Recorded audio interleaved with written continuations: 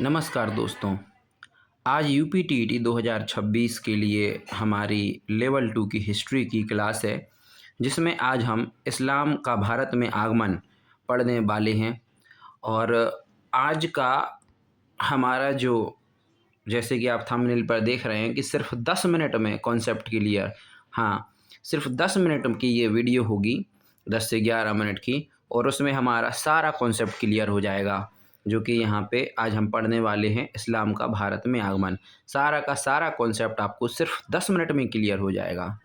चलिए शुरू करते हैं हमारी आज की वीडियो को, जिसमें आज हमारा टॉपिक होने वाला है इस्लाम का भारत में आगमन, जिसमें हम एक ऐतिहासिक, व्यापारिक, सांस्कृतिक यात्रा देखेंगे जो कि 7वीं से 16वीं शताब्दी तक हुई है।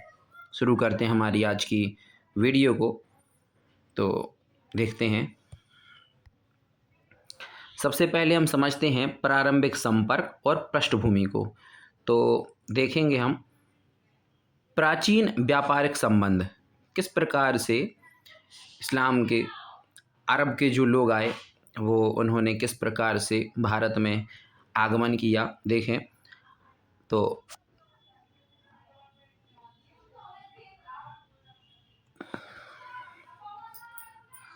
अरब प्रायद्वीप और भारत के पश्चिमी तट, विशेषकर मालाबार के बीच में इस्लाम के उदय से बहुत पहले से गहरे समुद्री व्यापारिक संबंध स्थापित थे।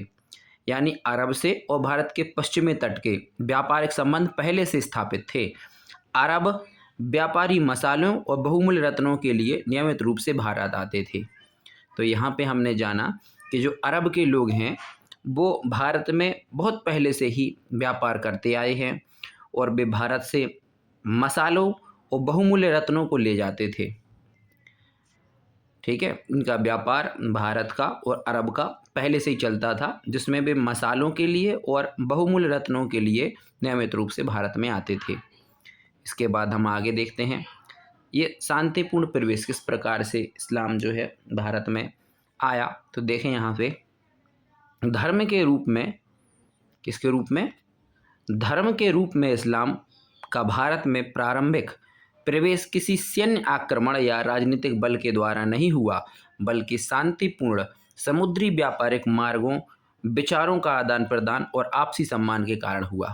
कहने का मतलब ये है कि हम लोग सोचते हैं, समझते हैं कि इस्लाम भारत में तभी आया जब अरब और तुर्क अफ़गानी भारत में आए, उस समय पे इस्लाम भारत में आया। ऐसा नहीं है। धर्म के रूप में इस्लाम भारत में प्रारंभिक प्रवेश किसी सैन्य आक्रमण या राजनीतिक बल के द्वारा नहीं हुआ है, बल्कि शांतिपूर्ण समुद्री व्यापारिक मार्गों से विचारों के आदान प्रदान और आपसी सम्मान के कारण हुआ है। ठीक है, आगे समझते हैं अब।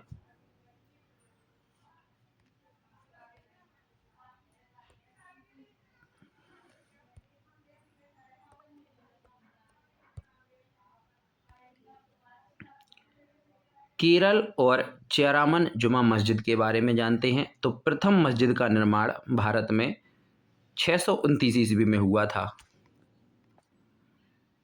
ऐतिहासिक प्रमाण ये देखें, ये है हमारी जो केरल में चेरामन जुमा मस्जिद है, उसका ये पिक्चर यहाँ पे बनी हुई है। इसके बारे में हम लोग जान लेते हैं।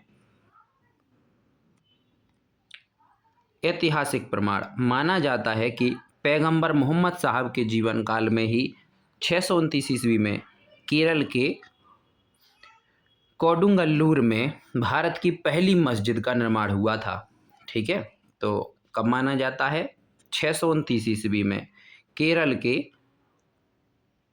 कोडुंगल्लूर में भारत की पहली मस्जिद का निर्माण हुआ था। ठीक है, यहाँ से आपका क्वेश्चन बन जाता है, इम्पोर्टेंट क्वेश्चन है कि भारत में कब पहली मस्जिद बनी। तो ये आप यहाँ से, अगर आपके एमसीक्यू में इसका जो है दिया जाता है, तो आपको यही लगाना है कि 629 ईस्वी में बनी और केरल में कोडुंगल्लूर में भारत की पहली मस्जिद का निर्माण हुआ था। ठीक है, इसके बाद देखते हैं हम लोग आगे। दूसरा पॉइंट है हमारा कि राजा चेरामन का संरक्षण में, किसके संरक्षण में? राजा चेरामन के संरक्षण में स्थानीय केरल के, यानी हम यहाँ पे देख ही रहे हैं, केरल के स्थानीय चेरा वंश के राजा चेरामन पेरुमल, क्या नाम था राजा का? चेरामन पेरुमल राजा का नाम था। अरब व्यापारियों से अत्यधिक प्रभावित थे ये। इन्होंने इस्लाम अपनाया, इस्लाम धर्म इन्होंने अपना लिया और निर्माण के लिए इन्होंने भूमि भी दान में दी। और उसके बाद जो है केरल में कोडुंगल्लूर में भारत की पहली मस्जिद का निर्माण हुआ। इसके बाद आगे देखें हम लोग मापिला समुदाय। केरल के तटीय क्षेत्रों में अरब व्यापारियों और स्थानीय समाज के मिलन से भारत के सबसे पहले मुस्लिम समुदाय मापिला की नींव पड़ी। तो सबसे पहले हम यहाँ पे भी एक इम्पॉर्टेंट क्वेश्चन बन गया कि सबसे पहला जो है मुस्लिम समुदाय भारत में कौन सा हुआ? तो मापिला समुदाय हुआ। कौन सा हुआ? मापिला समुदाय हुआ।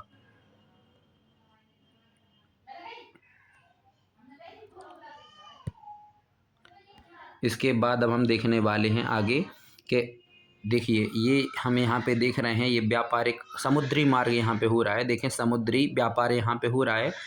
ये यहाँ पे फल सब्जियाँ मसाले वगैरह, ये देखिए मसाले हैं, यहाँ पे ये फल सब्जियाँ हैं, ये इनका नाव में आयात निर्यात का कार्य हो रहा है। यहाँ से ये देखिए अरब के लोग हैं, ये कहाँ के लोग हैं? ये अरब के लोग हैं जो भारत से देखिए निर्यात करके लेके जा रहे हैं। भारत से सामान को निर्यात हो रहा है यहाँ से।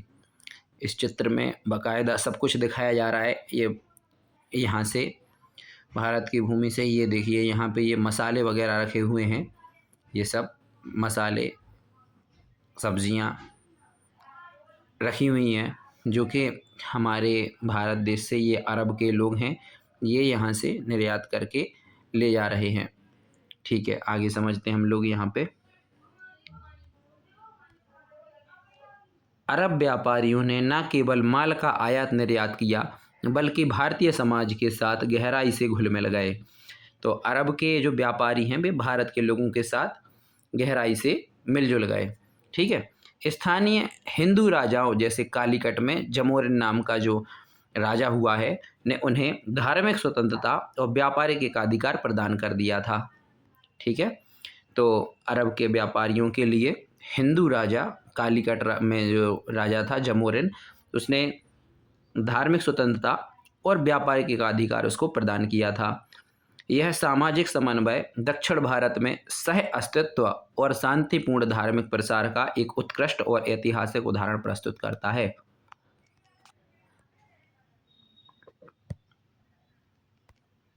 आगे सिंध विजय, जहाँ से हम लोग हिस्ट्री में जानते हैं सिंध विजय जो हुई मोहम्मद बिन कासिम की, तो 712 ईस्वी में। कब? ये इम्पोर्टेंट सन है, याद रखना है आपको, 712 ईस्वी में। तो जानते हैं आगे का फैक्ट हम लोग। मोहम्मद बिन कासिम का अभियान जो भारत में हुआ था जिसमें उसने सिंध पर विजय प्राप्त करी थी, तो उमायद खिलाफत के निर्देश पर 17 वर्षीय जब मोहम्मद बिन कासिम भारत में आया तो वो 17 वर्ष का था।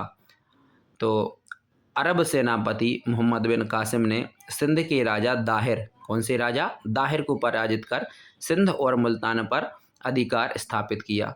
तो यहाँ पे हमें ये फैक्ट याद रखना है कि मोहम्मद बिन कासिम ने भारत के किस क्षेत्र पर विजय प्राप्त करी थी? तो सिंध पर।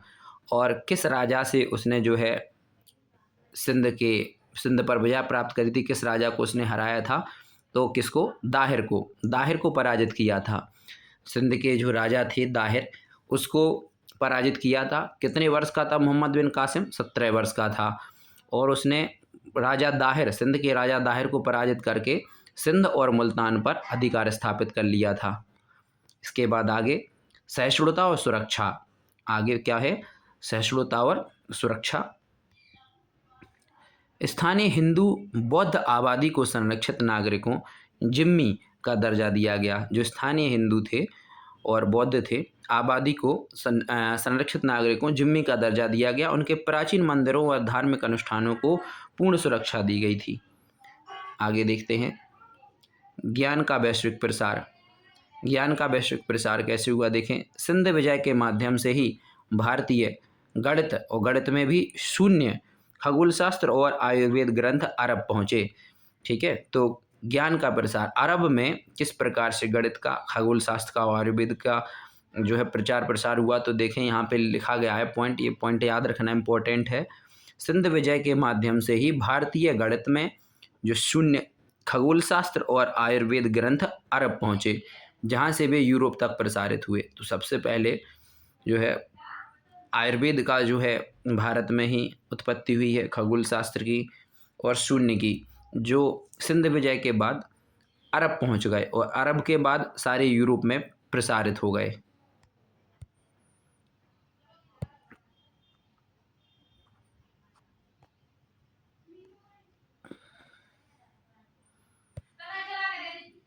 आगे देखते हैं हम लोग अब ऐतिहासिक कालक्रम समझते हैं और उसका विकास समझते हैं।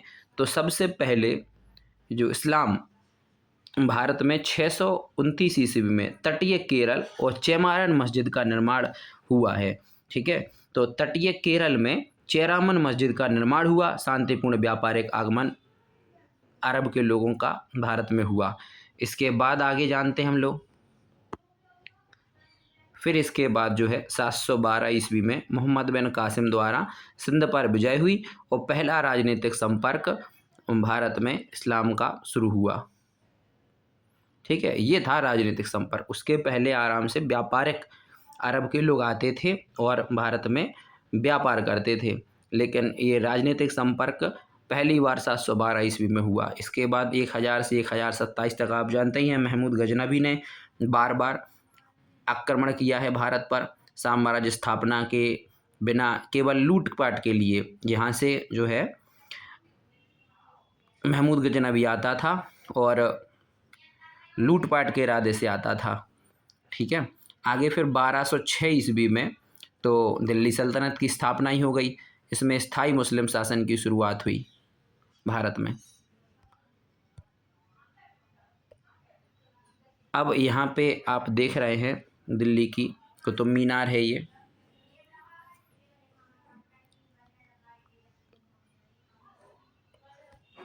स्थायी शासन और सांस्कृतिक संश्लेषण जानते हैं हम लोग। साम्राज्य की नींव तराइन के युद्ध में, तराइन का युद्ध कब हुआ था? 1192 ईस्वी में। तो तराइन के युद्ध के बाद मोहम्मद गौरी जो सेनापति, मोहम्मद गौरी का जो सेनापति था कुतुबुद्दीन ऐबक, 1206 ईस्वी में स्वतंत्र दिल्ली सल्तनत की स्थापना की उसने।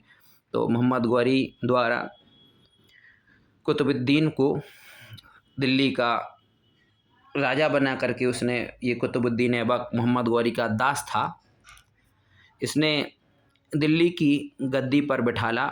1206 ईस्वी में कुतुबुद्दीन ऐबक को किसने बिठाला? मोहम्मद गौरी ने।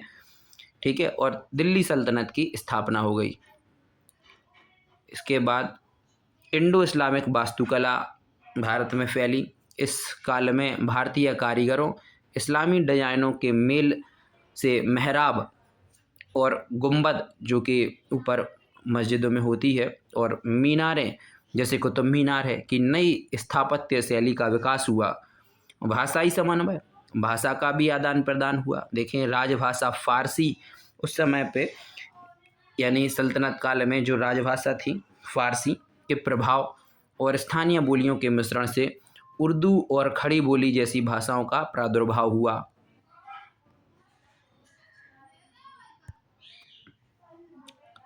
इसके बाद आगे देखते हैं हम लोग सूफी आंदोलन और सामाजिक सौहार्द।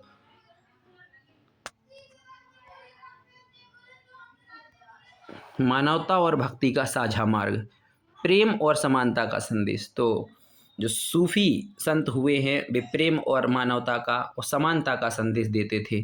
तो ख्वाजा मोइनुद्दीन चिश्ती, निजामुद्दीन औलिया और बाबा फरीद जैसे सूफी संतों ने ईश्वर के प्रति बिना शर्त प्रेम और गरीबों की सेवा का संदेश दिया।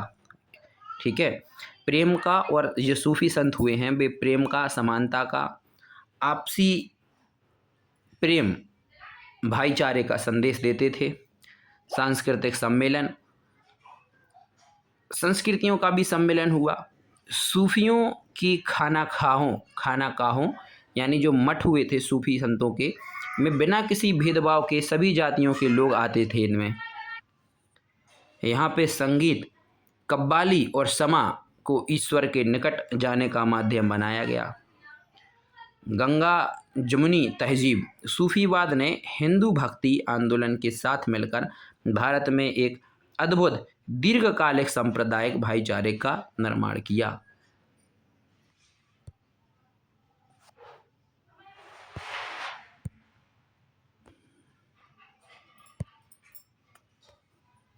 मुगल साम्राज्य और कला का शिखर। साम्राज्य विस्तार और सांस्कृतिक समन्वय। यहाँ पे आप ताजमहल का चित्र देख रहे हैं। राजनीतिक एकता। 1526 ईस्वी में बाबर द्वारा स्थापित मुगल साम्राज्य ने भारतीय उपमहाद्वीपों को एक छत्र प्रशासन के तहत लाकर अभूतपूर्व राजनीतिक स्थिरता दी।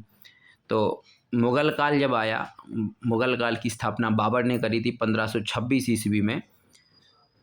सुलह कुल की नीति, सम्राट अकबर ने सुलह कुल की नीति अपनाई थी। तो सम्राट अकबर के धार्मिक सहिष्णुता और सुलह कुल सर्वधर्म संभाव। अकबर जो हुए हैं, शुरुआत में अकबर कट्टर मुस्लिम हुआ करते थे, लेकिन बाद में जब जोधा से उनका विवाह हुआ तो उन्होंने उसके बाद विवाह के बाद वे भी जो है सर्वधर्म संभाव में विश्वास करने लगे और उन्होंने सर्वधर्म संभाव की नीतियों ने शासन और समाज के हिंदुओं और तथा मुस्लिमों को परस्पर निकट कर दिया। अद्वितीय कलात्मक धरोहर स्थापत्य कला अपने चरम पर पहुंची, जिसके परिणाम स्वरूप ताजमहल और लाल किला जैसी वैश्विक धरोहरों का निर्माण हुआ। ताजमहल की स्थापना और लाल किले की स्थापना किसने करवाई है? शाहजहां ने करवाई है।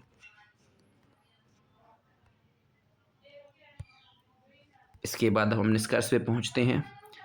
तो देखें, भारत में इस्लाम का आगमन मात्र एक राजनीतिक परिवर्तन नहीं था, बल्कि यह विचारों, कला और दर्शन, संगीत, भाषा के क्षेत्र में एक नए समन्वय युग का उदय था, जिसने आज की गंगा जमुनी तहजीब को जन्म दिया। धन्यवाद।